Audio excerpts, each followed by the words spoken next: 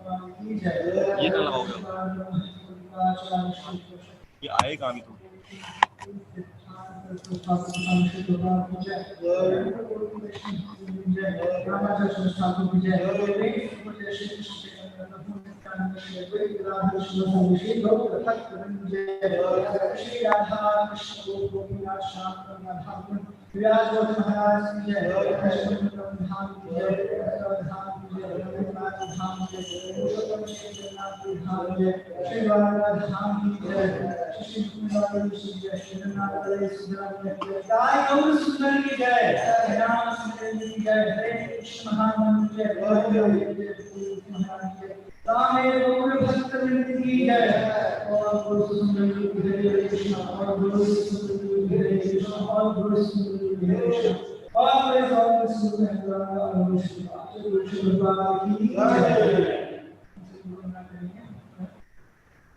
हमारे गुरु के चरण में ही एकमात्र साथ है जिसके द्वारा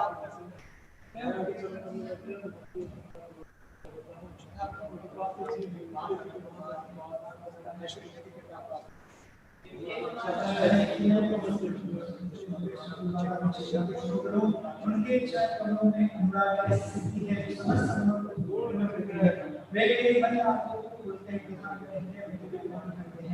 जल के मात्रों में वे मेरे का नाम करते हैं और उसके अलावा नाश करते हैं वे इच्छा से मुझे चलता करते हैं हे प्रभुपाद रोजा से एक हाथ चलता आत्माओं की मित्र आप सबके गुरु की सभी लोगों के जीवन में हे गुरुदेव हे प्रभुपाद मुझको दया कीजिए तथा मुझे अपने श्री चरणों की छाया प्रदान कीजिए आप मेरे तीनों लोगों का अलावा है गुरु श्री प्रभुपाद की जय।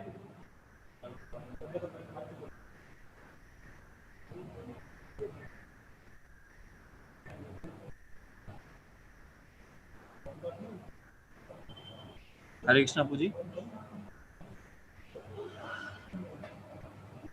हरे कृष्णा पूजी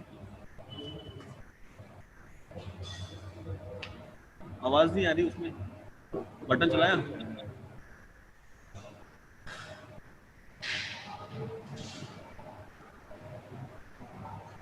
लगाया चल गया ऑफ हो गया। हरे कृष्णा प्रभु जी।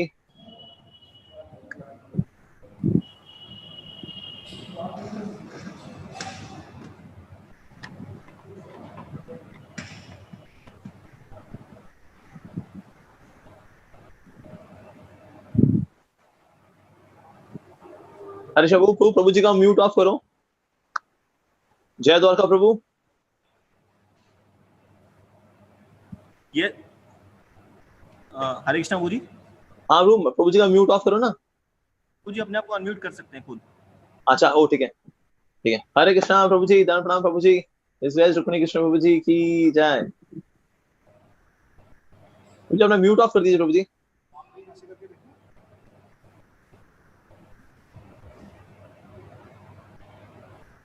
क्या आपका म्यूट ऑफ कर देंगे फिर आपको सुन पाएंगे हम।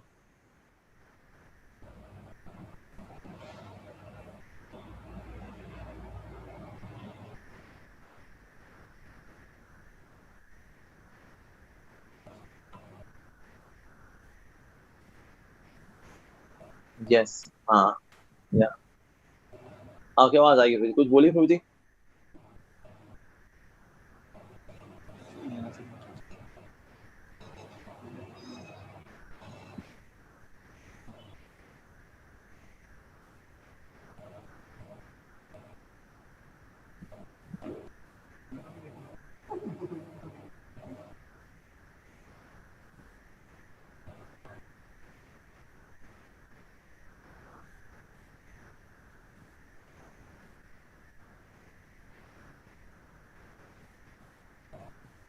हरे कृष्ण कोई समस्या आ रही है प्रभु जी? Any technical thing which we can assist?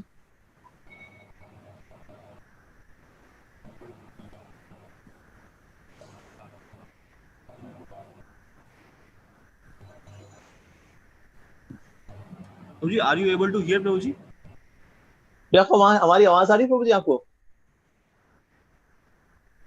आ रही है ओके ठीक है।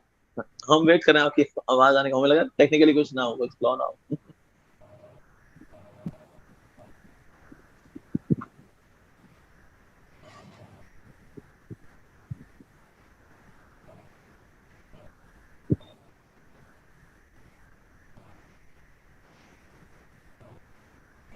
प्रभु जी आई थिंक माइक इशू है प्रभु जी के एंड पे ना, क्योंकि तो एक बार ना ऐसा करिए ये ले लीजिए हेडफोन लगा लीजिए प्रभु जी हेडफोन्स।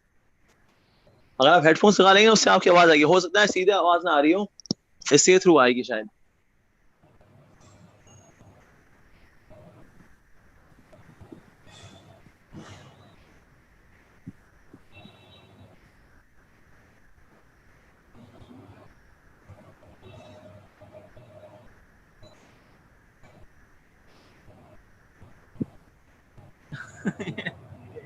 क्या लैपटॉप से कर रहे हैं मोबाइल फोन के बजाय?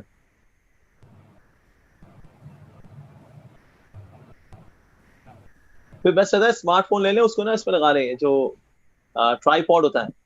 That gives a best stable standing.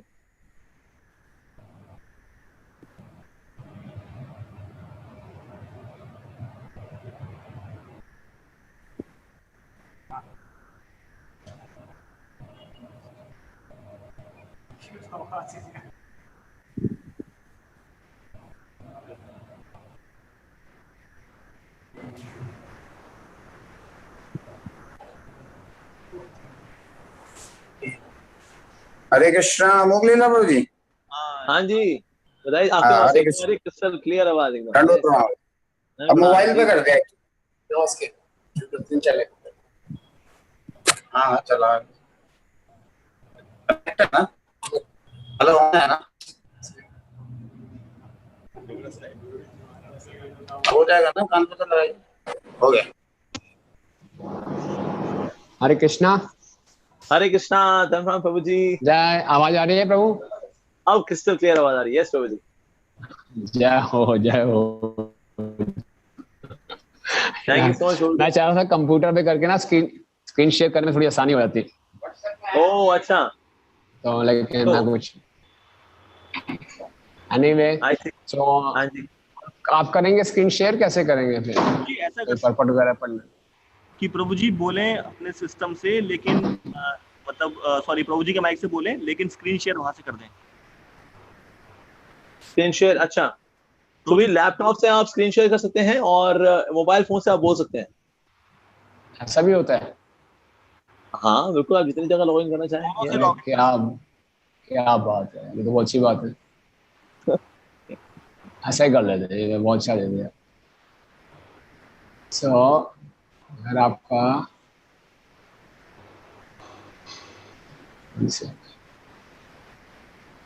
हमें बाहर जाना पड़ेगा फिर से।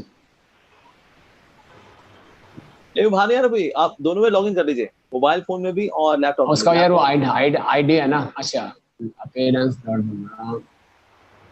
बिना आईडी के लॉगिन कर सकते हैं वो जी, दूसरे नाम से। अच्छा ठीक है, कर रहा हूँ।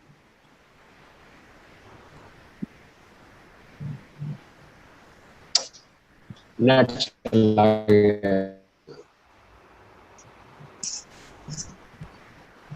आप कर लेंगे स्क्रीन शेयर यार? Screen share, Jay Kapoor, can you do some screen sharing? तो ये है क्या, आपको दिखाना है, कोई परपोर्ट दिखाना है? हाँ, पर दिखाना है, मैंने हिंदी का पीडीएफ रखा हुआ था। यस तो जी, we can also do. Hindi PDF है, आप हिंदी में या इंग्लिश में, कोई बात। तो जी आप मेरे को इमीडिएटली मेल कर सकते हैं, तो मैं यहाँ से डाउनलोड करके कर लूंगा। भैया मेरा नेट नहीं चल रहा ना, नेट चल रहा तो मैं आपको मेल नहीं कर लें। हिंदी में मैं पूरी चेक कर लेता हूँ एक बारी। 1 मिनट होल्ड करेंगे, आई जस्ट कम। जी जी जी ब्रो जी, take your time.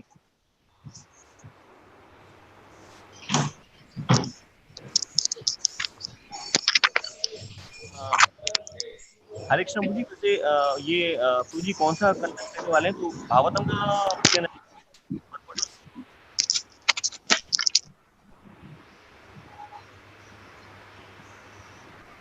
Hare Krishna प्रभु जी। हरे कृष्णा। प्रभु जी कौन सा पर्पट देना है प्रभु जी? कौन से 10 20 to 20। 10 20 to 20। ओके। 22वें अध्याय का 20वां श्लोक।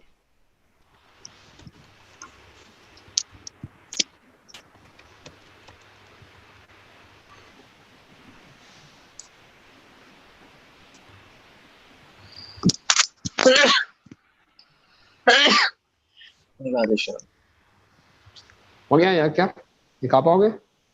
तो जी आई एम जस्ट, मैं देखता हूँ ये भी थोड़ा सा इंटरनेट पे सर्च करना पड़ेगा। यार उसको बना लोगे भाई, संघर्षण अध्याय।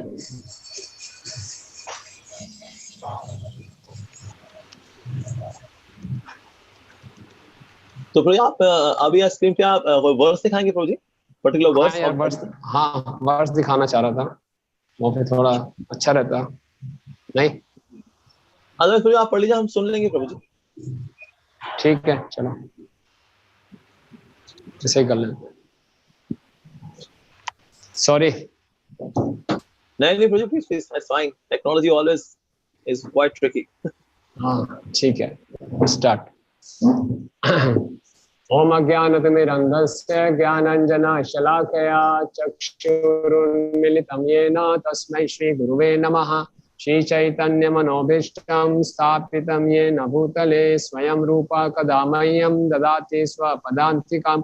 वन्देऽहं श्रीगुरु श्रीयुतपदकमलं श्रीगुरून् वैष्णवांश्च श्रीरूपं साग्रजातं सहगण रघुनाथान्वितं तं सजीवं साद्वैतं सावधूतं परिजन सहितं कृष्ण चैतन्य देवं श्री राधा कृष्ण पादान सहगण ललिता श्री विशाखान्वितांश्च।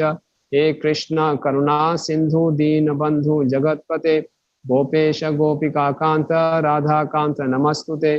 तप्त कांचन गौरांगी राधे वृंदावनेश्वरी वृषभानुसुते देवी प्रणमामि हरिप्रिये। वाञ्छाकल्पतरुभ्यश्च कृपा सिंधु भयेव च पतितानां पावनेभ्यो वैष्णवेभ्यो नमो नमः। जय श्री कृष्ण चैतन्य प्रभु नित्यानंद श्री अद्वैत गदाधर शिवासादि गौर भक्त वृंद। हरे कृष्णा कृष्णा कृष्णा हरे हरे, हरे राम राम राम हरे हरे। नमो विष्णु पादाय कृष्ण पृष्ठाय भूतले श्रीमते भक्ति वेदांत स्वामी निति नामिने। नमस्ते सारस्वते देवे गौरवाणी प्रचारिणे निर्विशेष शून्यवादी पाश्चात्य देश तारिणे। Just a minute Amulya. हाँ sure Prabhu, please Prabhu ji. Net क्यों ऑफ कर दिया?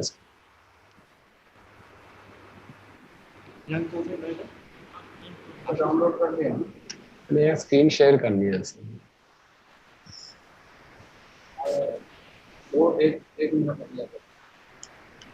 जय द्वारका प्रभु, अगर वो वर्स अगर आप हाईलाइट कर दो ना, वेदावेश में खोल दो। प्रभु जी कौन सा वर्स खोलना है प्रभु जी भागवतम में से? चलो मैं दिखा रहा हूँ।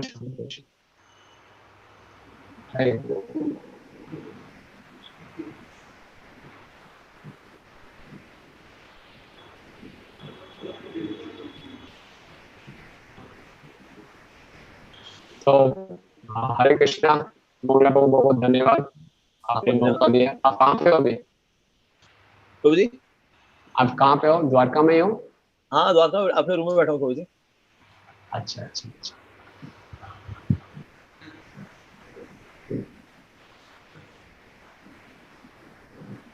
तो जी मैं अपने फोन से कर सकता हूँ स्क्रीन शेयरिंग ना, हिंदी हाँ में? फोन से कर दो। हाँ श्योर डू दैट।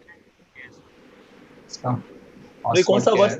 दिखाना पे, which verse is to highlighted, जो शेयर करना है स्क्रीन पे? पासवर्ड देखना है इसका। यह है 10:22:20 बाबू। यस प्रभु जी, आई एम जस्ट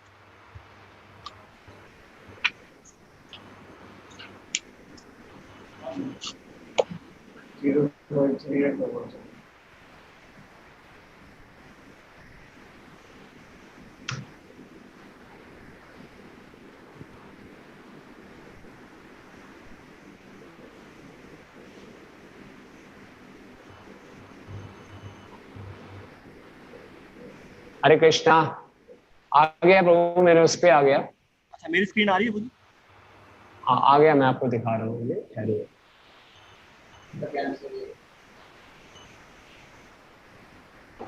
आ रहा, नजर आ रहा है? हरे बोल। आ रहा है प्रभु जी, अभी इसमें आ रहा है Rukmini Krishnadas started sharing. Yes आ गया प्रभु जी। Thank you. So, chant this verse प्रभु जी। जी प्रभु जी। इत्युच्यतेनापेतं व्रजा बाला मत्वा विविस्त्रा प्रवनं रतच्युतं तत्पूर्तिकामास्य दशेक कर्मणा साक्षात् कृतं नेमुर्वद्यां मृग्यते।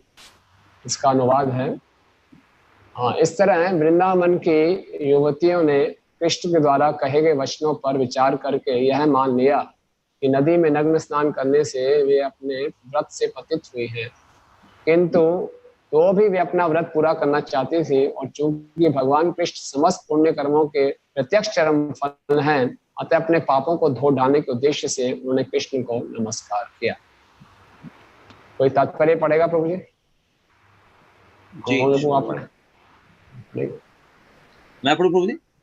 हाँ पढ़ लीजिए। अच्छा, तात्पर्य यहाँ पर कृष्ण भावनामृत की दिव्य स्थिति का सुस्पष्ट वर्णन हुआ है। गोपियों ने निश्चय किया कि अपनी तथा कथित पारिवारिक परंपरा और पारंपरिक नैतिकता को त्याग कर भगवान कृष्ण की शरण ग्रहण करना श्रेयस्कर है। इसका अर्थ यह कदापि नहीं कि कृष्ण भावनामृत आंदोलन अनैतिक कार्यों का समर्थक है। वस्तुतः इस्कॉन के भक्त संयम तथा सचरित्रता के सर्वोच्च मानदंड का पालन करते हैं, तो उसी के साथ हम कृष्ण की दिव्य स्थिति को मान्यता प्रदान करते हैं। भगवान कृष्ण ईश्वर हैं, अतः उनके मन में युवतियों के साथ भोग विलास की कोई इच्छा नहीं रहती। जैसा कि इस अध्याय में आगे देखा जाएगा, कृष्ण गोपियों के साथ भोग करने के लिए तनिक भी इच्छुक नहीं थे। प्रत्युत वे उनके प्रेम से आकृष्ट थे और उनको तुष्ट करना चाह रहे थे। सबसे बड़ा अपराध तो भगवान श्री कृष्ण के कार्यकलापों की नकल करना है। भारत में प्राकृत सहजीवियों का एक वर्ग है जो कृष्ण के इन कार्यकलापों की नकल करता है और कृष्ण पूजा के नाम पर नग्न तरुणियों का भोग करना चाहता है। इस्कॉन आंदोलन धर्म के इस उपहास का डट कर विरोध करता है, क्योंकि मनुष्य के लिए भगवान का हास्यास्पद अनुकरण सबसे बड़ा अपराध है। इस्कॉन आंदोलन में सस्ते अवतारों का अभाव है और इस आंदोलन का कोई भी भक्त अपने को कृष्ण के पद तक ऊपर नहीं उठा सकता। 500 वर्ष पूर्व भगवान कृष्ण श्री चैतन्य महाप्रभु के रूप में प्रकट हुए, जिन्होंने विद्यार्थी जीवन में कठोर ब्रह्मचर्य व्रत का पालन किया और 24 वर्ष की आयु में संन्यास ले लिया, जो आजीवन ब्रह्मचारी रहने का व्रत है। चैतन्य महाप्रभु कृष्ण की कृष्ण प्रेम भक्ति के चैतन्य महाप्रभु कृष्ण की प्रेम भक्ति के अपने व्रत को निभाने के लिए संसार की दृढ़ता के साथ दूर रहते थे। अतः 5000 वर्ष पूर्व कृष्ण स्वयं प्रकट हुए थे तो उन्होंने ये अद्भुत लीलाएं प्रदर्शित की थी जो हमारे चित्त को आकर्षित करती हैं। हमें चाहिए कि ईश्वर द्वारा संपन्न की गई ऐसी लीलाओं के विषय में सुनकर न तो ईर्ष्या करें न चकित हों।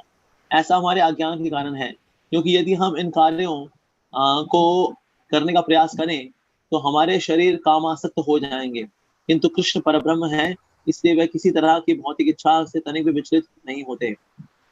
इस तरह यह घटना जिसमें गोपियां सारी नैतिकता के मानदंड को ताक पर रखकर अपने सिर के ऊपर हाथ जोड़कर नमस्कार करके कृष्ण के आदेश का पालन करती हैं, शुद्ध भक्ति का उदाहरण है। धार्मिक नियमों की कोई त्रुटि नहीं है। श्रील प्रभुपाद की जय। आगे बढ़िए। बस आगे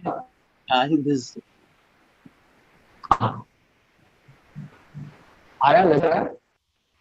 हाँ, वस्तुतः गोपियों का समर्पण सर्वधर्म की सिद्धि है, जैसा कि श्रील प्रभुपाद भगवान श्री कृष्ण में बताते हैं। जैसा कि श्री प्रभुपाद भगवान श्री कृष्ण में बताते हैं, गोपियां सीधी सादी जीव थीं और कृष्ण जो कुछ भी कहते उसे वह सच मानती थीं। वरुण देव के कोप से अपने को बचाने तथा अपने व्रतों की पूर्ति करने और अंतोदगत्वा अपने आराध्य कृष्ण को प्रसन्न करने के लिए ही उन्होंने उनके आदेश का तुरंत पालन किया। इस प्रकार वे कृष्ण की सर्वोच्च प्रेमिकाएं तथा परम आज्ञाकारिणी सेविकाएं बन सकी। गोपियों की कृष्ण भावना अतुलनीय है। वास्तव में गोपियों को न तो वरुण की न ही किसी अन्य देवता की परवाह थी, वह केवल कृष्ण को प्रसन्न करना चाहती थी। जय। थैंक यू प्रभु, थैंक यू। जय। Thank you. सो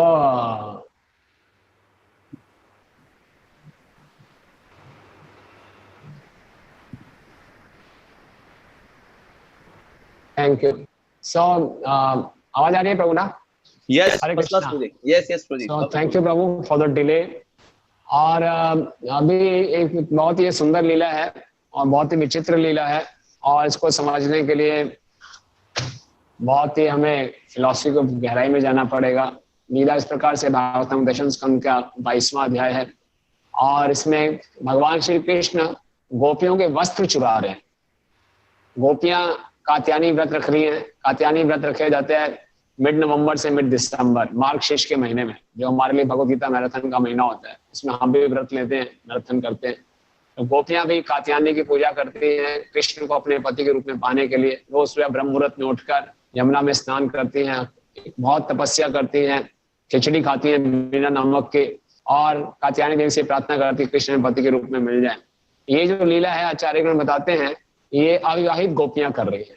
इससे पहले का जो अध्याय है वेणु गीत, वो विवाहित गोपियों का पूर्व राग है। पूर्व राग वो स्थिति है जब कृष्ण और गोपियों का भी मिलन नहीं हुआ, उससे पहले उन दोनों में आसक्ति शुरू हो गई, उसको पूर्व राग कहते हैं। तो वेणु गीत तो राधा रानी द्वारा उत्तराधिकार गाया गया था, जो कि ब्रज में विवाहित गोपियां थी।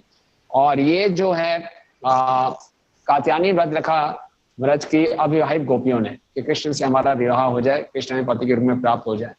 और जब ये हुआ, व्रत पूरा महीना उन्हें व्रत रखा, आखिरी दिन था, पूर्णिमा का दिन था, तो वो और अच्छे ढंग से आनंद उठा रही थी। तो सबने अपने वस्त्र उतार के नदी में स्नान कर रही थी। तो कृष्ण अब उनकी इच्छा को पूरा करना था, क्योंकि पति के रूप में वो चाहती थी। तो कृष्ण वहां पर आए, छोटे छोटे बच्चों के साथ आए। बताते हैं जो छोटे छोटे बच्चे इतने थे, मासूम थे, उनको पता ही नहीं था पुरुष और स्त्री में क्या भेद होता है। अच्छा, उछलते कूदते वो कृष्ण के साथ आ गए। कृष्ण ने अपने जो नॉर्मल जो उनके सखा थे उनको वहीं पे छोड़ा, अकेले आए, लेकिन छोटे बच्चों के साथ आए। और कृष्ण सारे वस्त्र उठा के कदम वृक्ष के ऊपर बैठ गए, और फिर गोपियों से लीला शुरू हुई, गोपियों के वस्त्र की लीला। आप कोई साधारण व्यक्ति जब इस लीला को सुनेगा कि एक गांव के लड़के ने, गांव की लड़कियां बेचारी यमुना में स्नान कर रही हैं, उनके कपड़े चुरा लिए, मतलब कि कितनी ये वाहियात, कितनी अश्लील, कितना बड़ा स्कैंडल है ये, और कितनी अनैतिक, मतलब कि कितना बड़ा हिंसा और बहुत ही गंदी घटना है ये। इसके बारे में सोचना ही अपना मतलब कि मन को दूषित करने वाली बात है, और ऐसे करने वाले को बहुत बड़ी सजा देनी चाहिए। लेकिन ऊपर से मामला और गंभीर हो जाता है कि ऐसे करने वाले हमारे परम पुरुषोत्तम भगवान है। तो बोले भैया भगवान ही ऐसा कर रहे हैं तो फिर तो क्या धर्म, क्या अधर्म, क्या नैतिकता, ये तो बहुत ही हद हो गई। तो ये बहुत मुश्किल है इस बात को समझना। और जैसे कि तात्पर्य में बताया जा रहा है कि बहुत सी जगह हम देखते थे, कई जगह ऐसी फोटोज लगी हुई हैं कि नग्न स्त्रियां हैं और कृष्ण वहां बैठे हैं। तो बड़ी एक ऐसे जैसे कहते हैं काम वासनाओं को बढ़ाने वाली ऐसी पेंटिंग्स कई जगह मिल जाती है। आप कई रेस्टोरेंट्स में जाएंगे, 5 स्टार होटल्स में जाएंगे, दीवारों पे पेंटिंग मिलती है एथनिक करके कि इंडियन कल्चर को ये दिखा रही है। और जब हमारे जो ब्रिटिशर्स और वेस्टर्न्स आए थे, ईस्ट इंडिया कंपनी लेके कलकत्ता बंगाल में उन्होंने प्रवेश किया था, तो उन्होंने देखा था कि भारत में मुख्यतः बंगाल में 2 लोगों की पूजा होती है, एक काली की पूजा और कृष्ण की पूजा। और दोनों की पूजा देखकर बड़े कंफ्यूज हो गए, यार ये क्या है, भारत में लोग कैसे हैं? काली की पूजा इतनी हिंसक, खून निकल रहा है, तलवार हाथ में है, कितने सर काटे हुए हैं उसने, अरे क्या है, ऐसे लोगों की पूजा करते हैं जो इतने वायलेंस करती हैं। और कृष्ण की देखा तो कभी वो माखन चुरा रहे हैं, कभी गोपियों लड़कियों के साथ नाच रहे हैं, कभी कपड़े चुरा रहे हैं, बिल्कुल अनैतिक। तो ब्रिटिशर्स ने बहुत सी पुस्तकें लिखी जिसमें उन्होंने इंडियन कल्चर को, इंडियन रिलीजन को बहुत क्रिटिसाइज किया कि यहाँ तो बिल्कुल ये न्यूनतम श्रेणी का है। तो उसी समय भक्तिविनोद ठाकुर जी भी थे हमारे बीच में, और भक्तिविनोद ठाकुर प्रभुपाद जी के शिष्य इस तात्पर्य में बता रहे हैं कि किस प्रकार से इस्कॉन संस्था में शुद्ध धर्म का प्रचार हो रहा है। हम पूर्ण रूप से 4 नियमों का सख्ती से पालन करते हैं। बिल्कुल इस बात को गलती से ये ना लिया जाए, आज हम इस लीला की चर्चा कर रहे हैं तो हम इस प्रकार के कार्यों को बढ़ोतरी दे रहे हैं। और मेरा इसमें कुछ भी दुस्साहस कर रहा हूँ इस लीला पे चर्चा करने का, क्योंकि ये बहुत ही गूढ़ है रहस्य। लेकिन जो भी है, मैंने एक चैतन्य चंद्र प्रभु का लेक्चर सुना था उसके ऊपर कुछ जो मुझे समझा मैं आपसे शेयर करूंगा। तो भक्तिविनोद ठाकुर जी ने देखा कि भारतीय उस समय पर कल्चर पे ये विदेशियों का प्रभाव पड़ रहा है, और भक्तिविनोद ठाकुर खुद बड़ी तलाश में थे सत्य की। तो उन्होंने भागवतम पढ़ी और भागवतम के ऊपर एक लेक्चर दिया जो बाद में एक छोटी सी बुक के रूप में छपी थी, भागवत। और उसने बोला था कि जो आधुनिक मनुष्य है उसको इस भागवत को समझने की 3 बड़ी अड़चनें आएंगी।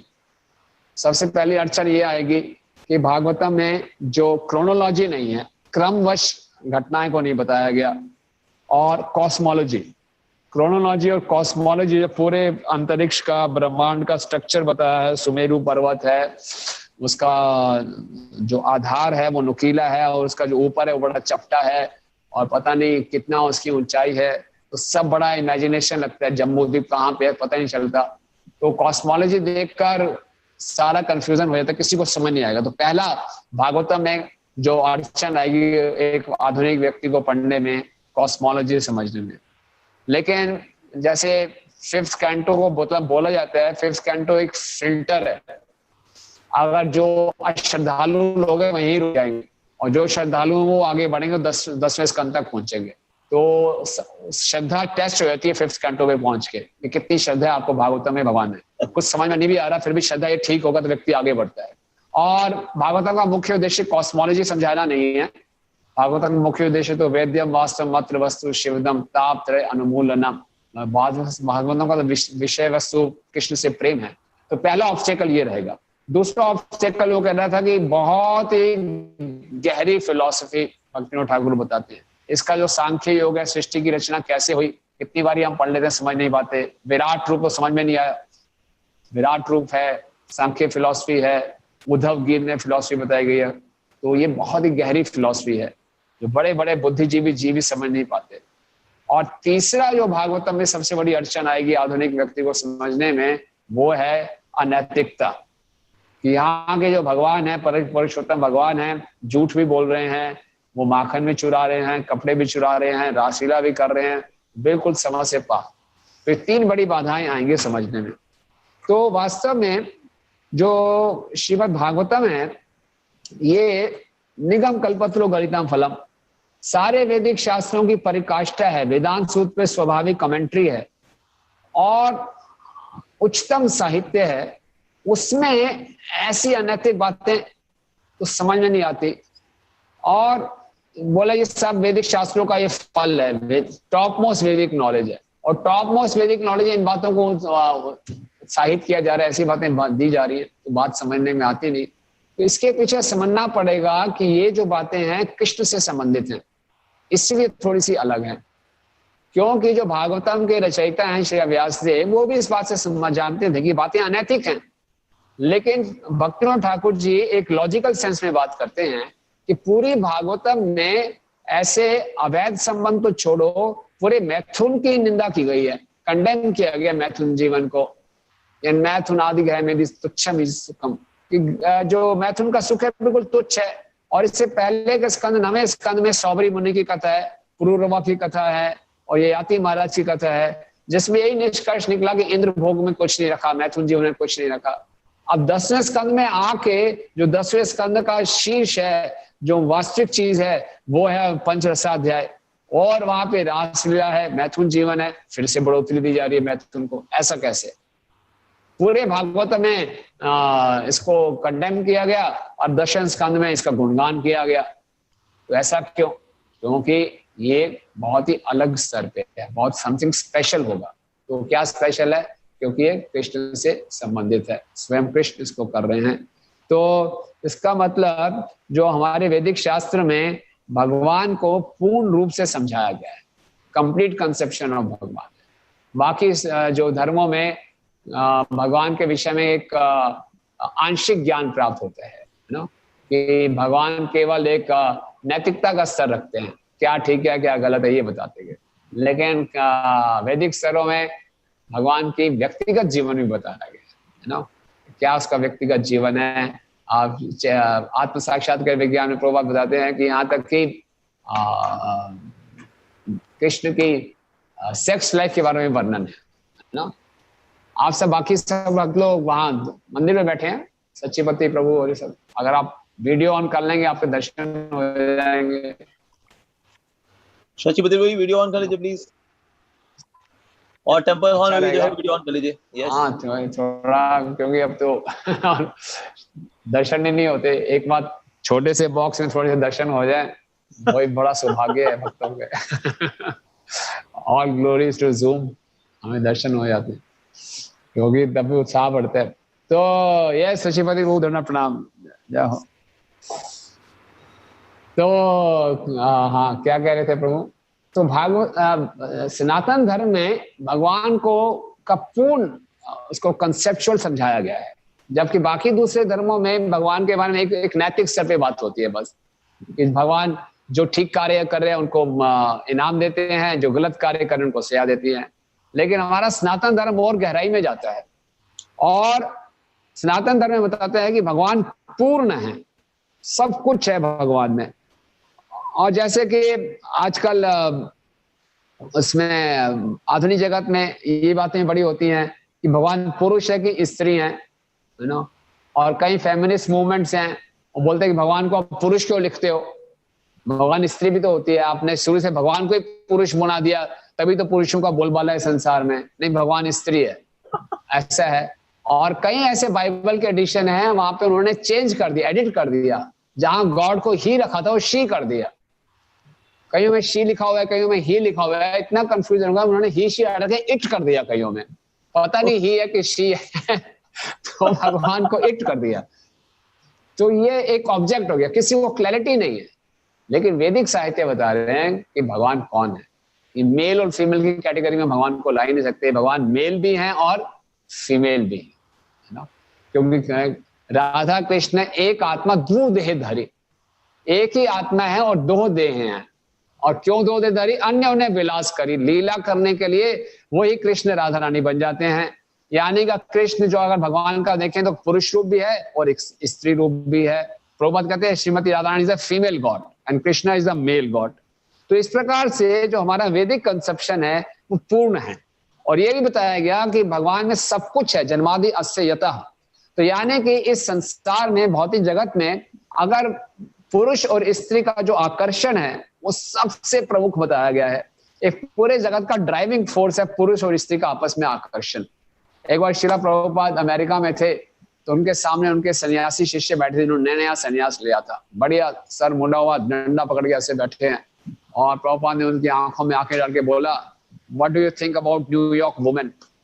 आपका क्या विचार है न्यूयॉर्क की स्त्रियों के लिए? बेचारा क्या जवाब दे, कल सन्यास दीक्षा दी और आज प्रभुपाद जी पूछ रहे हैं कि what do you think about the women of New York, तो कुछ बोल ही नहीं पा रहे थे। तो प्रभुपाद ने बोला आरएन दे ब्यूटीफुल, वो यस बोले नो बोले, डंडा कांपना शुरू हो गया चुपचाप। प्रभुपाद बोले yes, you know the whole world, the whole of New York is running around to satisfy this beautiful women.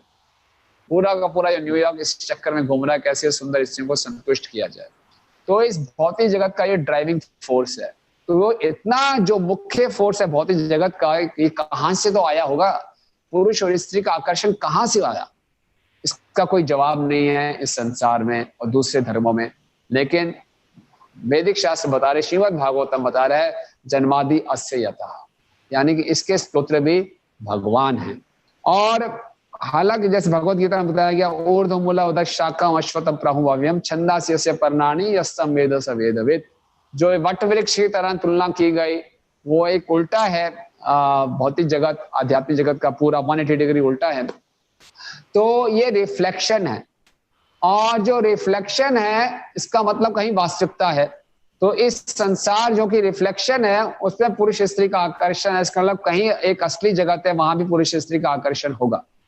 लेकिन इस संसार में हम देखते हैं कि पुरुष और स्त्री का आकर्षण बहुत ही गंदा रूप ले लेता है। कई बार हम बहुत से बलात्कार के केसेस सुनते हैं, ईव टीजिंग के केसेस सुनते हैं। तो क्या ऐसे ये भी आध्यात्मिक जगत में होता होगा? नहीं। जो रिफ्लेक्शन है उसमें कई बार डिस्टॉर्शन आ जाती है।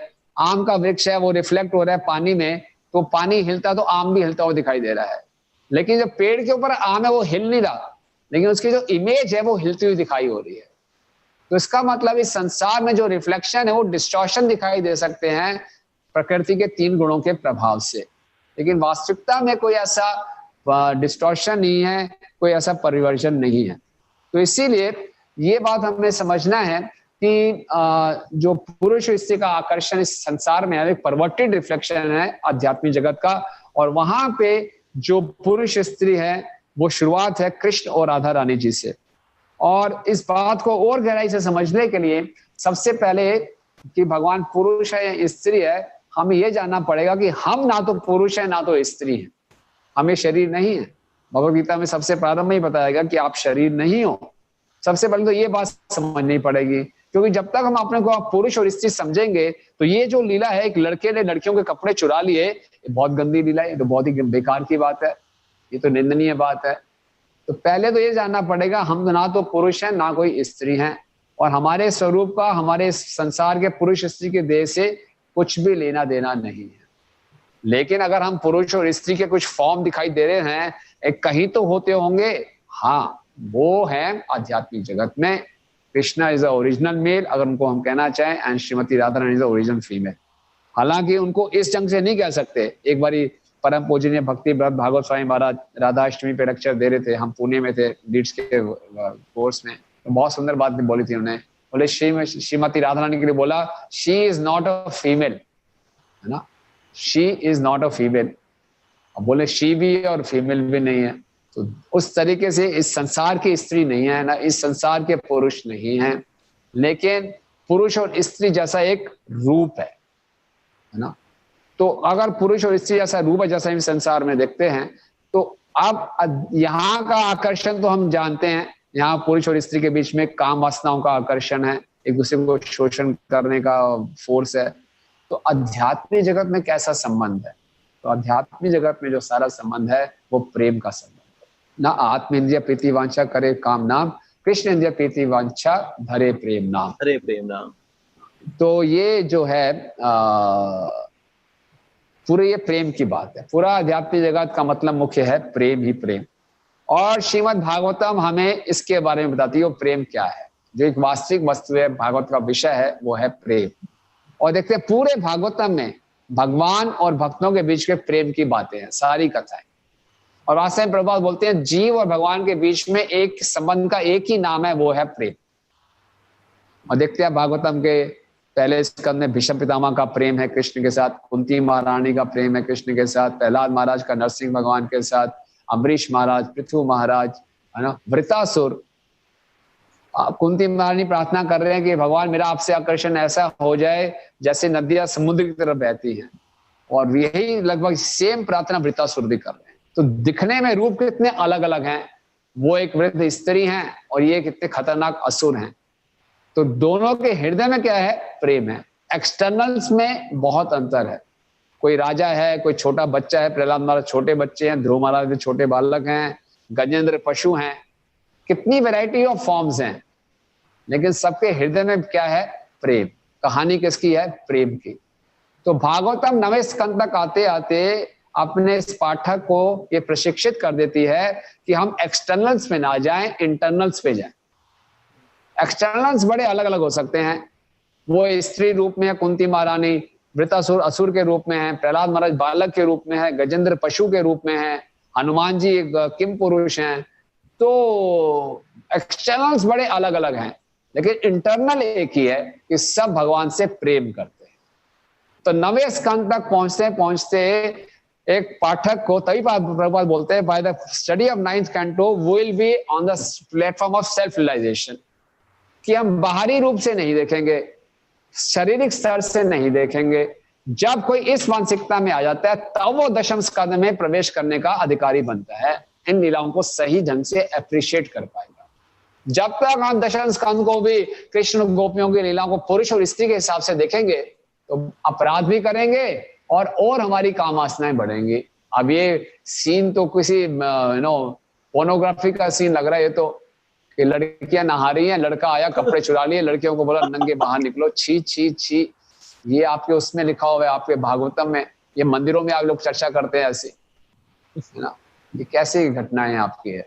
तो नहीं, अगर ये पुरुष और स्त्री की बात ही नहीं है।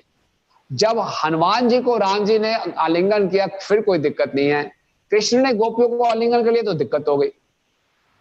ये क्या बात हुई? नरसिंह भगवान ने प्रहलाद महाराज को चाटा, कोई दिक्कत नहीं है। कृष्ण ने गोपियों को चुंबन कर लिया तो बहुत गलत बात हो गई, क्योंकि कृष्ण और गोपियों को हम पुरुष और स्त्री के रूप में देख। सुखदेव गोस्वामी जब इसका वर्णन कर रहे हैं, वो परम हंस हैं। सुखदेव गोस्वामी कृष्ण और गोपियों को भगवान और भक्त के रूप में देख रहे हैं। जैसे राम और हनुमान जी भगवान और भक्त का उनका संबंध है, कृष्ण और गोपियों का भी संबंध है, जो प्रेम है भगवान और भक्त के बीच का संबंध। ये बहुत विशेष बात है। तो अब जो प्रेम है, ये भगवान, एक जीव भगवान के प्रति जो प्रेम दिखाता है उसे कई रूप में, उसको एक फॉर्म चाहिए। अलग अलग रसों में हम जानते हैं, शांत, दास्य, साख्य, वात्सल्य और माधुर्य। अब उसको किसी भी रस को प्रस्तुत करने के लिए एक रूप चाहिए, एक फॉर्म चाहिए। जैसे किसी को मीठा खाना अच्छा लगता है, तो बोले आपको मीठा बहुत पसंद है, अच्छा प्रभु जी आपके घर में भी चीनी की बोरी भिजवा देता हूँ, खूब मीठा खाओ, बड़े खुश हो जाओगे।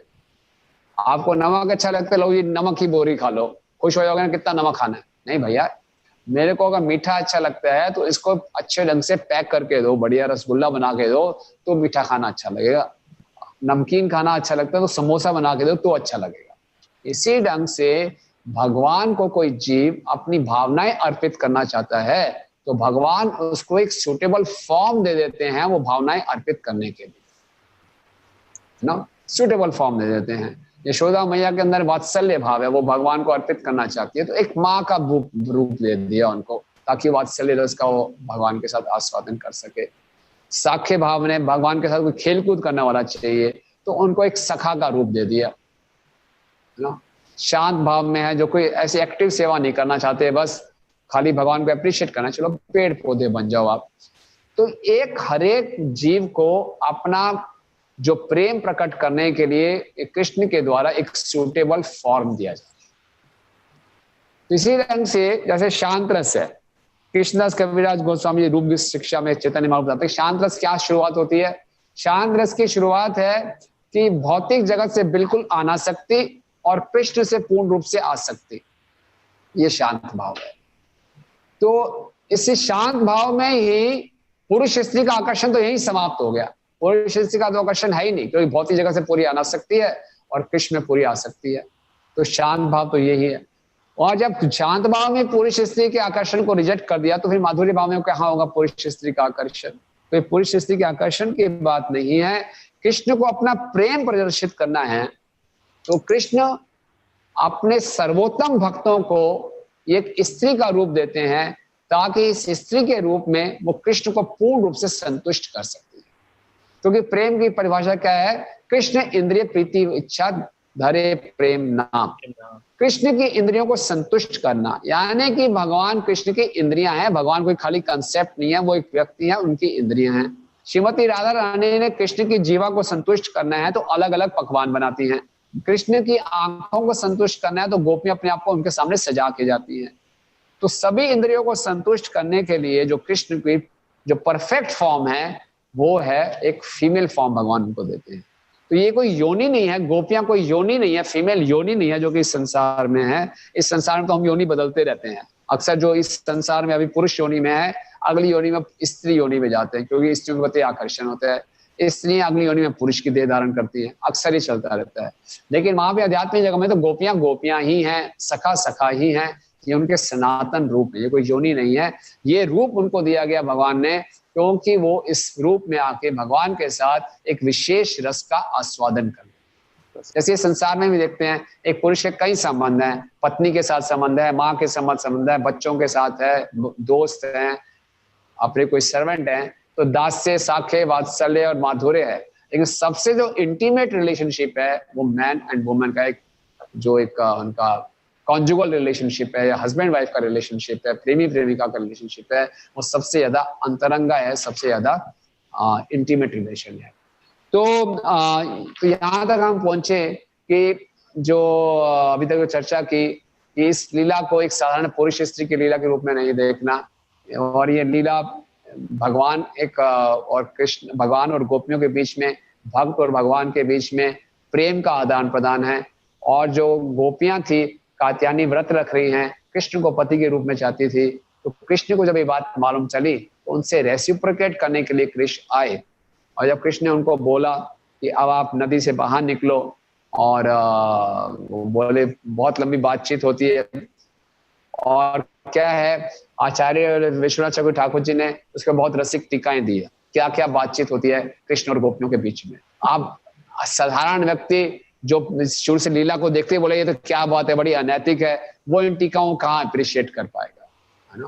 तो भक्तिविनोद ठाकुर जी की विशेष कृपा थी, उन्होंने इस भागवतम का ऐसे लिखा, लोगों के हृदय में गौड़िया वैष्णव के लिए आदर बढ़ा, और इंटेलेक्चुअल क्लास ने समझना शुरू किया कि भाई इतनी गहरी बात है। तो फिर कुछ लोगों का एप्रिसिएशन बढ़ा, और उनकी कृपा से हमें सही सिद्धांत प्राप्त हुआ। अन्यथा ये बहुत ही डिस्टॉर्टेड हो गया था पूरे संसार में। तो गोपियां जो है पूर्ण रूप से, क्योंकि शांत भाव में भी हो रहा है कि जो प्रेम है बिल्कुल स्वार्थ रहित है। काम मतलब सेल्फिशनेस, प्रेम मतलब स्वार्थ रहित होना। लेकिन माधुर्य रस में तो स्वार्थ रहिता तो छोड़ो, सेल्फ फॉरगेटफुलनेस है, वो अपने आप को भूली हुई है। सब कुछ भुला के कृष्ण को संतुष्ट करना, सब कुछ भुला के, क्योंकि सर्वधर्मान परित्यज्य माम एकम शरणम व्रज, है ना। सारे धर्म छोड़ दिए। कई हिंदू लोग, हिंदू धर्म वाले इस श्लोक को स्वीकार नहीं कर पाते कि सर्वधर्मान परित्यज्य क्या मतलब है। भगवान धर्म की स्थापना करने हैं, बोले सर्वधर्मान परित्यज्य, तो उन्होंने अपनी टीका करके क्या कर दिया, सर्व अधर्मान परित्यज्य, आगे आ लगा दिया। तो भगवान तो धर्म की स्थापना करने आए हैं, अधर्म त्यागने को बोल रहे हैं। लेकिन यहाँ पे हम देख रहे हैं कि एक स्त्री का सबसे बड़ा धर्म होता है उसका सतीत्व का धर्म। श्रील प्रभुपाद बताते हैं, एक स्त्री अपने केवल अपने पति के सामने ही नग्न अवस्था में प्रकट हो सकती है। तो क्योंकि उन्होंने कृष्ण को पति के रूप में मांगा था, और कृष्ण उनके इस प्रेम को स्वीकार कर रहे हैं, इसलिए कृष्ण को फोर्स कर रहे हैं कि आप मेरे सामने नग्न अवस्था में प्रकट हो। और इसके बाद हम देखेंगे इस लीला में ऐसा नहीं है कि कृष्ण ने उनके साथ कुछ और गलत कार्य, कुछ ऐसा कार्य किया, नहीं। कृष्ण ने बोला मैं आपके साथ रास अभी आगे जाके ना चाहूंगा, आपको मैंने संतुष्ट कर दिया कि मैंने आपको पति के रूप में स्वीकार कर लिया। तो क्योंकि इस संसार में अगर कोई ऐसा कार्य करेगा तो वो केवल यहीं तक नहीं रुकेगा, लेकिन कृष्ण ने केवल उनके प्रेम को स्वीकार करना था। और गोपियों ने बिल्कुल अपने आप को भूलकर जो उनका लोअर धर्म था, एक सावय पुंसो परा धर्म यथा भक्ति अधोक्ष, परा धर्म क्या है, कृष्ण को संतुष्ट करना, और उसके लिए उनको अपना सतीत्व त्यागना है, वो सतीत्व भी त्याग दिया। देखिए कितना बड़ी उन्होंने सारे धर्मों को त्याग दिया। तो हालांकि जो नैतिकता इस संसार में कोई नैतिक स्तरों को तोड़ेगा अपनी संतुष्टि के लिए। मनुष्य किसी पर स्त्री पर पुरुष से संबंध रखते हैं, और आजकल हम देखते हैं लिव इन रिलेशनशिप्स को भी एनकरेज किया जा रहा है गवर्नमेंट के द्वारा, ये लॉ बन गया है। तो नैतिकता को त्यागा जा रहा है अपनी इंद्रियों की तृप्ति के लिए, लेकिन आध्यात्मिक जगत में तथाकथित नैतिकता को त्यागा जाता है कृष्ण की संतुष्टि के लिए। तो वो अगर कृष्ण की संतुष्टि के लिए कुछ भी कार्य किया गया तो वो एक दिव्य नैतिकता है ना। और ऐसा नहीं है कि कृष्ण को अच्छा लगता है हमेशा नैतिक स्तरों को तोड़ने। कृष्ण ने हमेशा नैतिकता को उसको रखा है। नहीं तो कृष्ण ने यहाँ वस्त्र लीला की, वहां दुर्योधन ने भी द्रौपदी का वस्त्र हरण किया, तो कृष्ण और दुर्योधन में कोई अंतर ही ना रहता। लेकिन वहां जब द्रौपदी ने सहायता मांगी तो कृष्ण ने दिव्य लीला की। तो कृष्ण का और दुर्योधन का स्तर अलग अलग है। तो कृष्ण ने हमेशा नैतिकता की रक्षा की है। इसका अगला अध्याय 23वें अध्याय में जो ब्राह्मण पत्नियां जाती हैं कृष्ण से मिलने, तो ब्राह्मण पत्नियां जा रही हैं और ब्राह्मण उनको जाने नहीं दे रहे। हम यहाँ यज्ञ कर रहे हैं, तुम यज्ञ छोड़ के जा रहे हो, बिना धर्म पत्नी के यज्ञ कैसे पूरा होगा। लेकिन वो सब कुछ छोड़ के जा रही है, सर्वधर्मान् परित्यज्य, वो भी कर रही है। लेकिन कृष्ण ने क्या किया उनको, आप वापिस जाओ। बोले वापिस कैसे जा सकती है, बोले जाओ, क्योंकि तुम अपना धर्म मत त्यागो और तुम मेरे साथ रह सकती हो मेरा श्रवण कीर्तन इत्यादि करके। तो वहां भी कृष्ण ने नैतिकता की रक्षा की। और लेकिन यहाँ पर जो विशेष बात क्या है कि कृष्ण उनके प्रेम को स्वीकार करना चाहते हैं। उनके प्रेम को स्वीकार करने के लिए कृष्ण ने ऐसा किया। तो आध्यात्मिक जगत में प्रेम ही प्रेम है। प्रेम के लिए गोपियों ने अपना धर्म त्यागा और इसी प्रेम के लिए कृष्ण ने अपनी रेपुटेशन को त्यागा। कृष्ण बोला कोई बात नहीं, मैं धर्म की स्थापना करने आया हूं, कोई बात नहीं, ये सबसे बड़ा धर्म है, प्रेम का धर्म सबसे बड़ा धर्म है। क्योंकि जब इन गोपियों ने मेरे लिए सब कुछ त्याग दिया तो मैं भी अपनी रेपुटेशन को त्याग दूंगा। अभी तो कई लोग तभी तो बोलते हैं आप कृष्ण का क्या कैरेक्टर है जी, देखो क्या कर रहे हैं, वो कर रहे हैं। कृष्ण ने रेपुटेशन को त्याग, कोई बात नहीं, जैसा मर्जी लोग मुझे कहें, अपने भक्तों के लिए। इससे पहले कृष्ण ने कुरुक्षेत्र युद्ध में अपने व्रत को तोड़ दिया कि मैं शस्त्र अस्त्र नहीं उठाऊंगा, सब उठा लिया अपने भक्त की रक्षा के लिए। अभी भी अपने भक्त से रेसिप्रोकेट करने के लिए गोपियां इतना कुछ देने को तैयार हैं, तो बाहर में गई मेरी रेपुटेशन, इनको मैंने प्रेम इनका स्वीकार करना है। तो कृष्ण ने ये किया। ये इतना भक्त वत्सलता दिखाती है और इसमें इतना पर्सनलिज्म है कि भगवान अपने भक्तों के लिए कुछ भी कर सकते हैं और भक्त भी अपने भगवान के लिए कुछ कर सकते हैं। ये असली प्रेम है ना। गोपियां सब कुछ त्यागने को तैयार हैं।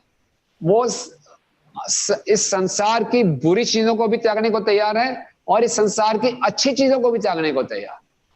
इस संसार की अच्छी चीज है नैतिकता, उसको भी त्यागने को तैयार है और कृष्ण के लिए नरक में जाने को भी तैयार है। लीला आप जानते हैं कि कृष्ण को सरदर्द हो रहा था तो अपने पांव की धूली देने को भी तैयार है, नरक में जाने को भी तैयार है। और कई श्रेणी का भक्त करने को तैयार नहीं था।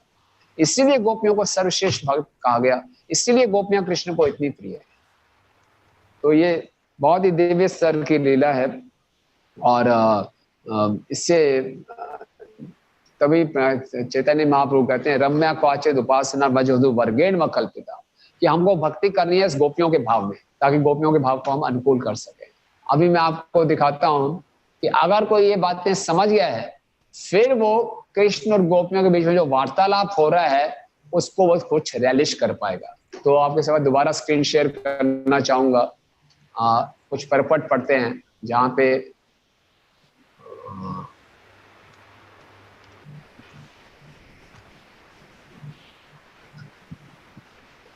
नजर आ रहा है प्रभु?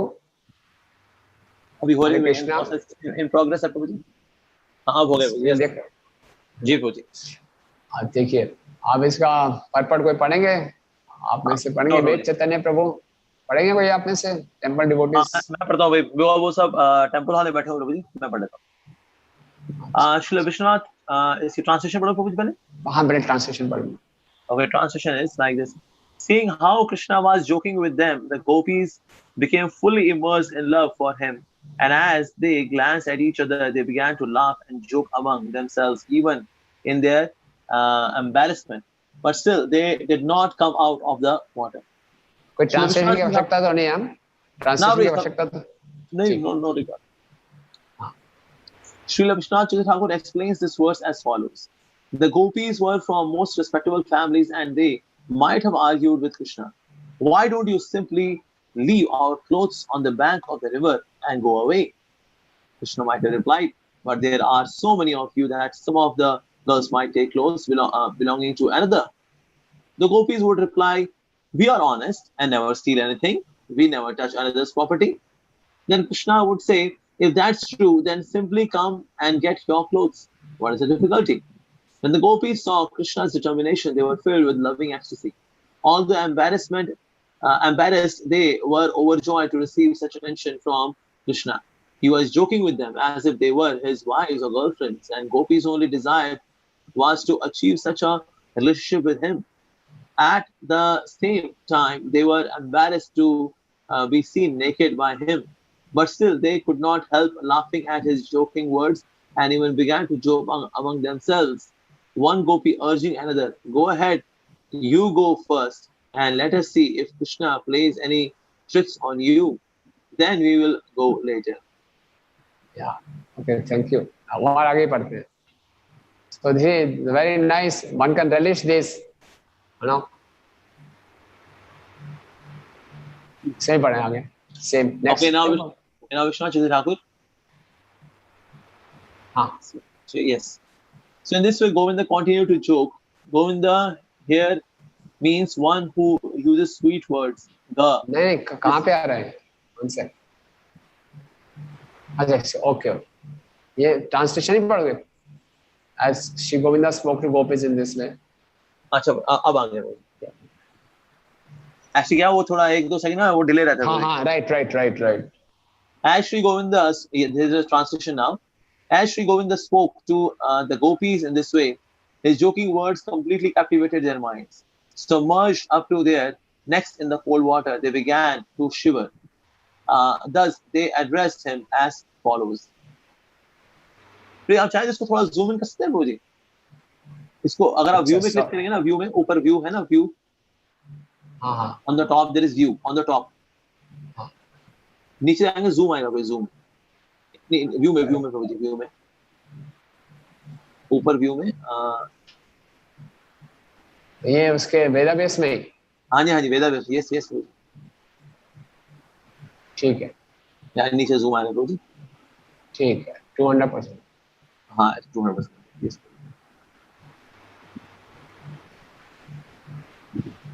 Yeah, this is best.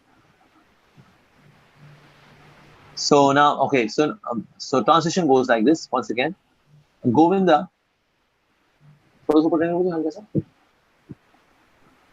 As Shri Govinda spoke to the gopis in this way, his joking words completely captivated their minds. Submerged up to their necks in the cold water, they began to shiver. Thus they addressed him as follows. Shri Vishwanath Chandra Thakur gives the following example of joking between Krishna and the gopis. Krishna, "Oh bird-like girls, if you do not come here, then with these garments caught in the branches, I will make a swing and a hammock. I need to lie down, since I have spent the entire night awake and am now becoming sleepy."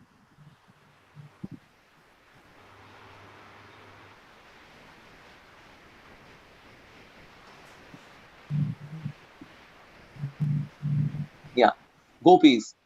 "Our dear cowherd boy, your cows, greedy for grass, have gone into a cave. So you must quickly go there and to herd them back on the proper path." Krishna, "Come now, my dear cowherd girls, you must quickly go from here to Vraja and perform your household duties. Don't become a disturbance to your parents and other elders." Gopis, "Our dear Krishna, we will not go home for entire month, for it is by order of our parents and other elders that we are executing this vow of fasting, the Katyani Vrata." Krishna, "My dear austere ladies, I too, by the strength of seeing you, have now developed a surprising mood of detachment from family life. I wish to stay here for a month and execute the vow of dwelling in the clouds. And if you show mercy to me, I can come down from here and observe the vow of fasting in your company." The gopis were completely captivated by Krishna's joking words, but out of shyness, they submerged themselves in the water up to their necks. shaking from the cold, they addressed Krishna as follows. Yeah, so you can see that it's quite relatable.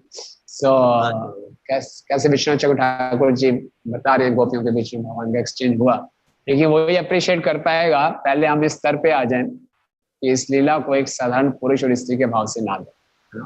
और जैसे पंचरसाध्याय में बाद में सुखदेव गोस्वामी बताते हैं कि पंचरसाध्याय को अगर सही तरीके से सुना जाए और सही सोर्स से सुना जाए तो जो हृदय का रोग है काम वो दूर हो जाता है और प्रेम उत्पन्न हो जाता है ना।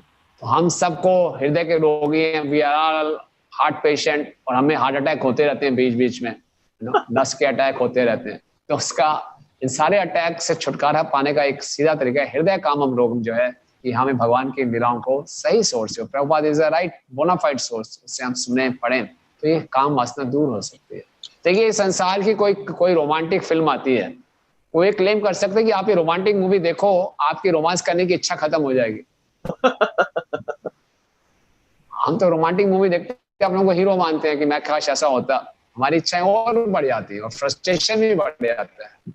लेकिन कृष्ण और गोपियों के बीच में जो रोमांटिक लीला है, इसको पढ़ने से, इसको सुनने से, इसको कहने से हमारे हृदय की काम वासनाएं दूर हो जाती। ये वास्तविक, इससे साफ मालूम चलता है इसकी दिव्यता है ना, साफ मालूम चलता है इससे दिव्यता है। और ये भगवान की विशेष कृपा है कि भगवान इस स्वयं प्रकट होकर ये लीलाएं प्रकट करते हैं। And we are so fortunate कि हम प्रभुपाद जी के इस आंदोलन में हैं, तो हमें एकदम सही रूप से यथारूप ये सब आचार्यों की टीकाएं सुनने को मिल रही है। और उन आचार्यों की टीकाओं को प्रैक्टिकली एकदम करने के लिए भक्तिविनोद ठाकुर, श्रील भक्ति संस्कृत ठाकुर और श्रील प्रभुपाद जी के माध्यम से हमें सही रूप से प्राप्त हुए। अन्यथा अगर ये सब नहीं होते, भक्तिविनोद ठाकुर जी ने ये पूरा से रिवॉल्यूशन नहीं लाया होता, तो हम इन सब लीलाओं से वंचित रहते, ये सारे डिस्टॉर्टेड रूप में हमें प्राप्त होते। तो वी आर एक्सट्रीमली थैंकफुल। और आज जन्माष्टमी के उत्सव से पहले हम ये कृतज्ञता महसूस कर सकते हैं और इस प्रकार से इस लीला में हमने कुछ मंचन किया। ये जो लीला है ये एक्सट्रीम प्रेम दिखा रहा है, कैसे गोपियां कृष्ण के लिए सब कुछ देने को तैयार हैं और कृष्ण भी उनके प्रेम को स्वीकार करने के लिए अपनी रेपुटेशन को त्यागने को तैयार हैं। और चाहे इस संसार की अच्छी चीज हो, बुरी चीज हो, anything and everything for Krishna and Krishna also anything and everything for his lovers. ये असली प्रेम है और ये इतना शुद्धकारी है, इसको सही ढंग से समझेंगे। और ये कोई साधारण पुरुष और स्त्री की आपस में बातचीत नहीं है, इनको सुन के हमारा हृदय और शुद्ध होता है। हरे कृष्ण, प्रणाम। Any comments प्रभु जी? लीला प्रभु जी, सच्चीपति प्रभु, दो विद्वान। We have only compliments प्रभु जी। नहीं प्रभु जी, बताइए कुछ। वो किसी डिवोटी का कोई प्रश्न है? Devotees, you can ask question. Yes, Bali Abu is coming. Okay, Bali Abu is coming. Okay.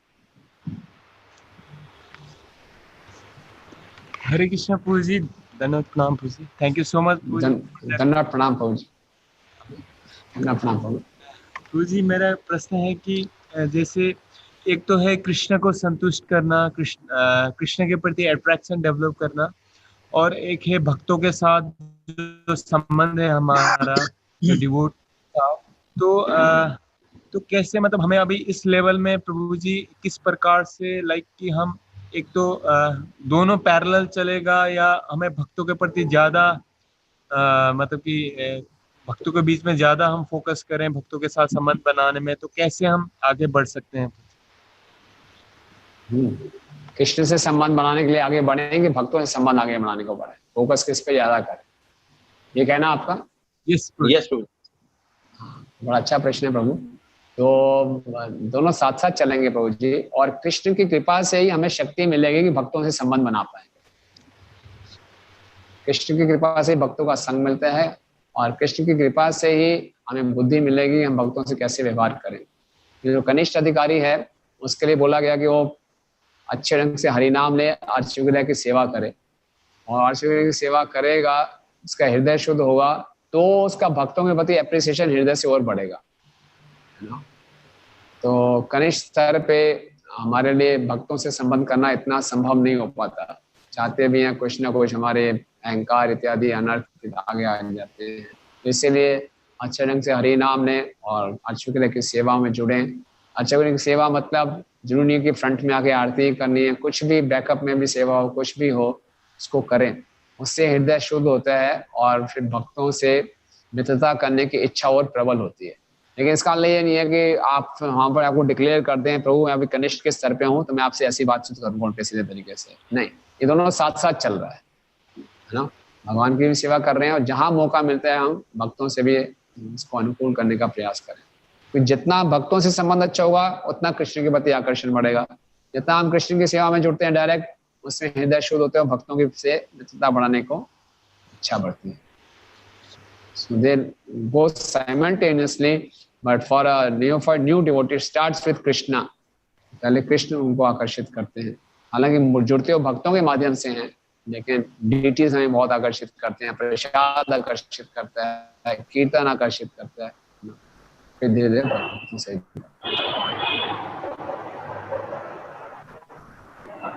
Okay, और को प्रश्न किसी का? यस यस, जय द्वारका प्रभु। प्लीज माफ कीजिए, मुझे फुलिश लग सकता है, मतलब मेरा प्रश्न एज ऑलवेज तो अरे आपके प्रश्न ट्रांसडेंटल होते हैं प्रभु। Indirectly it is foolish.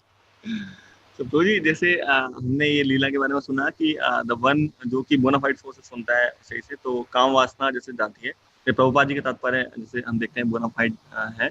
और प्रभु जी जैसे एक तरफ ये भी बताया जाता है कि अगर यदि ये लीला को पढ़ते हुए in case you are feeling some agitation then at that time we should not read such kind of past, तो लीला के प्रति अपराध हो जाएगा। तो प्रभु जिस व्यक्ति के अंदर काम वासना है दैट मीन्स वो भी बॉडीली कंसेप्ट में है। जब काम वासना खत्म हो जाएगी तब वो व्यक्ति इस स्तर पे होगा कि इस लीला को अप्रिशिएट कर सकेगा, क्योंकि प्रभुपाद जी इसलिए बोल रहे पहले 9 कैंटोस आपको सेल्फ रियलाइज। और प्रभु जी अगर काम वासना है फिर वो पढ़ेगा बॉडीली कंसेप्ट के साथ, तो ऑब्वियसली वो एजिटेट होगी। ठीक है, और उस वक्त बोला जाता है कि पढ़े ना आप इसको, और काम वासना खत्म हो जाएगी तो काम वासना यहाँ पे कैसे खत्म होगी जाके, फिर मतलब मैं थोड़ा ही समझ नहीं पा रहा हूँ। ठीक बात है। तो अगर कोई समझ बॉडीली कंसेप्ट में भी है और फिर भी ये लीला सुनता है और प्रमाणिक सोर्स से सुनता है, ये बहुत सिंसियरली और श्रद्धा के साथ सुन रहा है और उसको मेडिसिन के रूप में ले रहा है कि भव औषधि है, ये इस इच्छा के साथ सुनना चाह रहा है कि मैं इस काम वासना से मुक्त हूँ, निश्चित रूप से उसकी सिंसियरिटी देखते हुए ये फिर कार्य करेगी। अदरवाइज तो ये विशेष सर्कल हो गया कि पहले आप काम वासना से मुक्त हो तो सुनो फिर फायदा क्या हो, मैं तो भैया काम वासना से मुक्त होना चाहता हूँ, बोले मेडिसिन भी यही है, मेडिसिन भी यही है। लेकिन जैसे जैसे हमारा हृदय शुद्ध होता है, हम इस प्रोसेस को फॉलो कर रहे हैं, तो आप देखा होगा जैसे शुरू में आए थे तो फिर ठीक है पढ़ते थे, थोड़ा एक अलग भाव होता था, लेकिन अब थोड़ा सा एप्रिसिएशन बढ़ रहा है, तो फर्क तो पड़ता ही है, ऐसा नहीं है कि फर्क नहीं पड़ता। So if you are sincerely trying to hear from a bona fide source, तो अपने आप को देख लें, अगर एजिटेशन होना शुरू हो रहा है, गलत भावना यार तो बंद कर दें, but again after few months दोबारा से पढ़ें, और if you feeling better go and read, so that means we are improving. So that means shraddha is the criteria। अगर श्रद्धा है although काम वासना हो भी, श्रद्धा के कारण व्यक्ति उसको yes श्रद्धा के कारण श्रद्धा yes Shraddha is a main काम वासना होते हुए भी श्रद्धा के साथ उसको अप्रिशिएट कर सकता है व्यक्ति। yes exactly। मुझे एक प्रश्न और था पूछना है मुझे। हाँ बोलिए। तो जैसे कभी कभी हम अपने आसपास देखते हैं मुझे, जैसे कुछ डिवोटीज हैं एंड दे आर जैसे skilfully they are not very sharp, but वो साधना में बहुत अच्छे हैं और उसके कारण वो बहुत अच्छे से प्रगति भी कर रहे हैं भक्ति में, ठीक है। और दूसरी तरफ हम देखते हैं कि एक तरफ दूसरे भक्त हैं जो कि skillfully they are sharp but साधना में फोकस वो नहीं कर पा रहे, उस कारण से सेवा में तो बहुत अच्छे से लगे हुए हैं, बहुत अच्छा कर रहे हैं, एंड लेकिन उससे ज्यादा उनके जीवन में प्रगति नहीं हो रही, spiritually they are not advancing. तो उसको देख के एक मोटिवेशन आता है प्रभु जी की लो क्लास ही सेवा करके रहें हम, मतलब अच्छा है, वो अच्छा है कि हम सिंपली सेवा करते रहें और साधना पे फोकस करते रहें, क्योंकि उसी से अल्टीमेटली एडवांसमेंट होनी है। और दूसरी तरफ भक्तों की इच्छा होती है कि मतलब यू टेक दिस सर्विस, तो उस केस में प्रभु जी, क्योंकि हमको लगता भी और देखते भी हैं सामने प्रैक्टिकली, और काफी सारे ऐसे बड़े बड़े एग्जांपल्स भी हैं कि डिवोटीज आर डूइंग बड़ी बड़ी सेवा कर रहे हैं, प्रेसिडेंट की सेवा कर रहे हैं और बड़ी बड़ी लेवल की सेवा कर रहे हैं, लेकिन मतलब वरिष्ठ अधिकारियों ने उनको लगाया हुआ है सेवा में, लेकिन उनके आचरण में बदलाव नहीं आ रहा, और आ रहा है तो बहुत ही धीमा धीमा आ रहा है। तो कैसे प्रभु जी इस दुविधा से निकल सकते हैं? तो बड़ा अच्छा प्रश्न है आपका, थॉटफुल क्वेश्चन है। सेवा पे ज्यादा ध्यान दूं कि साधना में बनूं, सेवा सिद्ध बनूं कि साधना सिद्ध बनूं? और लेकिन गोपियों के उदाहरण से हम सीखते हैं, give your best of the best, leave no stone unturned. चाहे साधना हो, चाहे सेवा हो, चाहे संबंध हो, जान लगा दो अपनी, अपना बेस्ट ऑफ द बेस्ट। क्योंकि if you are keeping something with you, that means you are not fully surrendered. तो ऐसा भी कॉम्बिनेशन आपने देखा होगा, दिखाई नहीं दी? यस प्रभु जी, अभी आवाज कट गई थी बीच में ना। मैं कहा ऐसा दिखाई नहीं दिया कि सेवा भी टॉप क्लास है और साधना भी टॉप क्लास है? हाँ यस प्रभु जी, लेकिन वो अपना स्तर होता नहीं, मतलब लगता है ये पॉसिबल है हमारे लिए। है क्या बात है यार, अपना स्तर की बात नहीं है। हमने तो देखो, हमारे लिए साधना भी सेवा है और सेवा ही साधना है। अगर गुरु महाराज ने मला 16 माला जप करो, ये गुरु की आगे है, तो जप करें तो सेवा होगी ना। तो गुरु महाराज बोला प्रीचिंग करो, वो हमें सेवा लग रही है, वो प्रीचिंग की सेवा, वो साधना हो गई। सेवा और साधना में एक साधक के लिए कोई अंतर नहीं है। एक साधक के जीवन में घंटे ही साधना है। जीवे स्वरूप है कृष्ण नित्य दास, ठीक है ना। और हम जो भक्ति इसमें कर रहे हैं, साधना भक्ति कर रहे हैं। तो साधना भक्ति मतलब 24 घंटे हम साधना भक्ति कर रहे हैं। चाहे हम बुक डिस्ट्रीब्यूशन कर रहे हैं, लेक्चर दे रहे हैं, डीटी वर्शिप कर रहे हैं, is a part of Sadhana only. इस ढंग से देखा जाए तो गुरु की आगे इसको पूरा कर रहे हैं। तो क्या साधना क्या सेवा, मुझे हमेशा दास के भाव में रहना है और हर काम को मुझे हर समय मुझे बेस्ट ऑफ द बेस्ट देना है।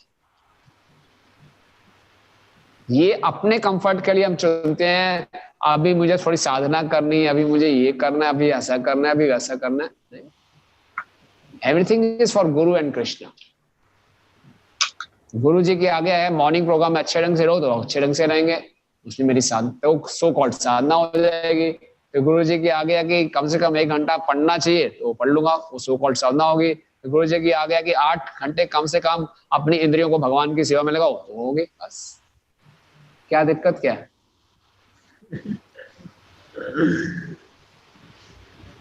नहीं, आप इस ढंग से सोचो तो क्या दिक्कत है? ये तो हर तरीके से सेवा ही सेवा है, हर तरीके से साधना ही साधना है, जिस मर्जी सर्व से देख लो आप। क्योंकि सब चीज गुरु की आज्ञा ही तो है।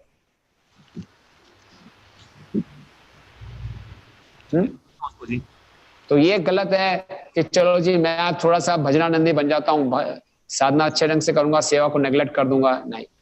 लेकिन हमें दूसरों को जज नहीं करना कि देखो ये सेवा ज्यादा करता है, ये साधना में ढीला है, इसमें परिवर्तन नहीं है। We don't know, we can not जज।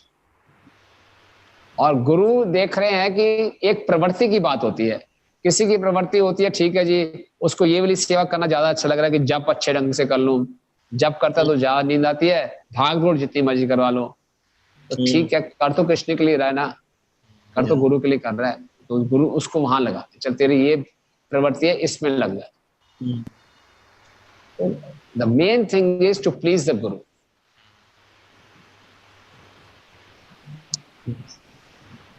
Thank you so much. हाँ, तो I mean, is it clear? हाँ, yes, yes. ठीक। Yes, निरूपण में पूजी के कुछ। हाँ प्रभु, आइए प्रभु। हरे कृष्ण प्रभु, धन्यवाद जी। धन्यवाद प्रणाम प्रभु। स्मॉल क्वेश्चन प्रभु जी, जैसे श्रीमद् भागवतम के प्रीफेस में प्रभुपाद जब श्रीमद् भागवतम के 10th कैंटो को स्पेशली मेंशन करते हुए कहते हैं कि reader should first complete the 9 cantos and then one should go to the 10th canto, jump to the 10th। तो प्रभुपाद जनरली, और ये स्पेसिफिकली 2-3 बारी प्रभुपाद इसको रिपीट करते हैं। तो प्रभु जी इसके ऊपर थोड़ा सा हाईलाइट कर सकते हैं कि what mood we can drive from this statements of Prabhupada, कि प्रभुपाद इस चीज पे हाईलाइट करते हैं बार बारी, तो इससे इसके ऊपर थोड़ा सा लाइट डालें, थोड़ा सा यार। एक्चुअली वही हमने कोशिश की थी, मैंने अपने उसने कि फर्स्ट 9 कैंटो तक हम देखते हैं कि भक्तों और भगवान के बीच में अलग अलग डीलिंग्स हैं हर एक कैंटो में। गजेंद्र की डीलिंग है, बलि महाराज और वामन जी की डीलिंग है, प्रहलाद महाराज का है, ध्रुव महाराज का है, varieties of devotees from different मतलब कि स्टेटस ऑफ लाइफ, लेकिन सब काम क्या कर क्या रहे हैं, भक्ति कर रहे हैं। तो 9th कैंटो तक आते आते भागवतम में ये सिखा देती है कि हमें एक्सटर्नल्स पे नहीं जाना चाहिए, हृदय के भाव में जाना चाहिए। और गोपियों और कृष्ण की लीला को एक्सटर्नली नहीं देखेंगे फिर हम कि पुरुष और स्त्री का संबंध है ना। 9th कैंटो तक हम ये आ जाएंगे, वृतासुर जैसे असुर ने इंद्र से ज्यादा अच्छी भक्ति कर ली, वृतासुर की भक्ति इंद्र से ज्यादा अच्छी मानी गई। एक असुर एक देवता से ज्यादा अच्छी भक्ति कर रहा है। तो मतलब कि externals don't matter at all. अरे बोल, समझ आ रहा है? यस प्रभु जी, यस प्रभु जी। हाँ, तो एक्सटर्नल्स में कोई फर्क नहीं पड़ता। ये हम 9th कैंटो तक ये बात हमें समझ में आ जाएगी, फिर हम अच्छे ढंग से 10th कैंटो में एंटर कर पाएंगे।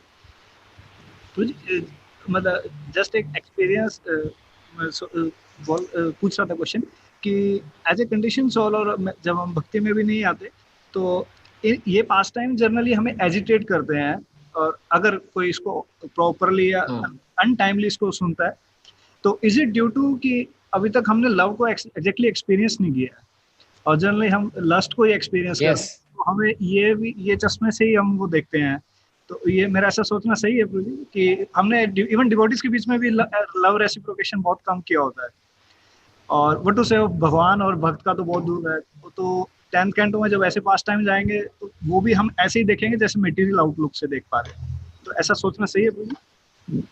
ऐसा सही है, लेकिन हमें ये देखना चाहिए भागवतम की कितनी कृपा है कि भागवतम हमें ये बता रही है कि असली प्रेम कहाँ पे है।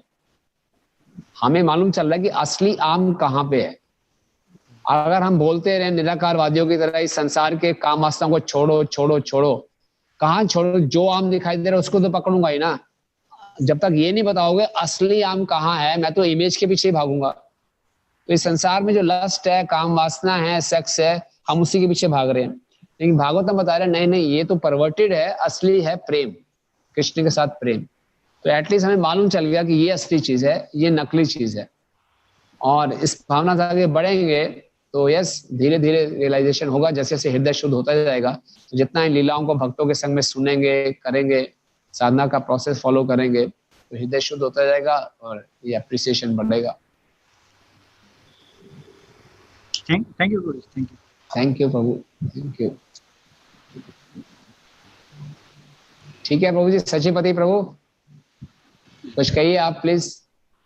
प्रभु जी, मैं तो जैसे आपने लीला सुनाई है, मैं इसमें हम अगर मैटेरियली भी देखें उस समय भगवान की आयु 5 साल के लगभग 5 साल से भी कम है, और गोपियां तो 2-3 साल की हैं। तो हम अगर फिजिकली भी देखें, मैटेरियली भी देखें, तो भी इसको, इस लीला को हम क्रिटिसाइज नहीं कर सकते कि इतने छोटे बच्चे हैं वो। जैसे इस लीला में आगे आएगा कि जब गोपियां बाहर आई हैं तो उन्होंने अपने जो लोअर पार्ट्स हैं उनको सिर्फ छिपाया है, अपर जो पार्ट्स हैं उनको नहीं छिपाया जो वो बाहर आती हैं। तो इससे पता चलता है कि हम इसको फिजिकली भी इसको क्रिटिसाइज नहीं कर सकते, मैटेरियली भी, कि भाई गोपियों के साथ भगवान रास लीला कर रहे हैं, उनके वस्त्र छीन रहे हैं, तो बच्चे अगर ऐसे करें तो हम उसको नहीं कर सकते क्रिटिसाइज। बस मेरा यही सोचना है प्रभु जी। हाँ जी, ठीक बात, ठीक बात। Thank you. आपने बहुत हो गया प्रभु। यस प्रभु जी। नहीं प्रभु, कोई रियलाइजेशन नहीं है, बस ऐसे सुन के बोल दिया। ये समझ गया प्रभु, ये आर वेरी टायर्ड, रात को लेट आए हो आप। थैंक यू सो मच प्रभु जी। हाँ, अपने भी मैं टायर्ड हूँ चाहे ना हूँ, दैट्स माय नित्य लीला टू। नहीं प्रभु, नहीं प्रभु, हम जानते हैं आपका। You are so extending, always extending yourself. नहीं ऐसा कुछ नहीं प्रभु जी, ऐसा ही है। But thank you प्रभु जी, आपने सुंदर तरीके से बताया, so many wonderful thoughts, really wonderful. Yeah, especially there are 3 reasons where people will struggle to understand Srimad Bhagavatam. तो बहुत ही सुंदर बताया प्रभु जी आपने, chronology, cosmology and immorality. Thank you so much. Now, chronology, cosmology एक ही पॉइंट है, दूसरा point है top philosophy, deep philosophy. Oh, deep philosophy. Okay. and immorality. Okay. Forward the भाई. मेरे तो 2.5 पेज के नोट्स बन गए. So we have ready-made lecture now. Yes. Thank you so much. ये आपके नित्य लीला के होते होते 2.5 पेज के लेक्चर बन गया, तो ये तो भगवान जैसे सोते सोते सृष्टि की रचना कर देते हैं, तो ये तो योग निद्रा हो गई है. तो फिर मेरी भोग निद्रा है प्रभु जी. नहीं, अगर योग ऐसी निद्रा में आपने 2.5 पेज लिख लिए, हाँ, पता नहीं क्या होगा. कमाल है. आपका मानता है प्रभु जी. You're so much empowered. Too much.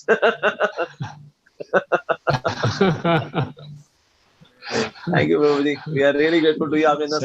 Thank you so much. Thank you, Prabhuji. Jai Ho.